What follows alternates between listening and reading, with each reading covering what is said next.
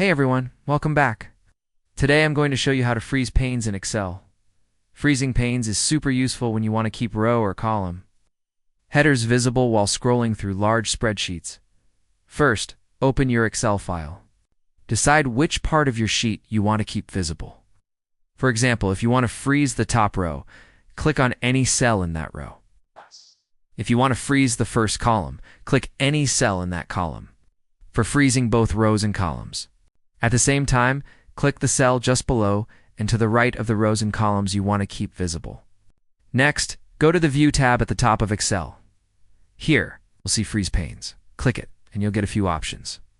Freeze top row. It's freeze first column, or freeze panes for custom selections. Choose the one that fits your need. Once you select it, you'll see a thin line indicating the frozen area.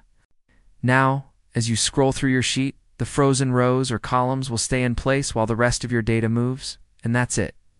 Freezing panes makes it much easier to work with large spreadsheets without losing track of your headers. If you found this helpful, make sure to like this video, subscribe for more tutorials, and I'll see you in the next one.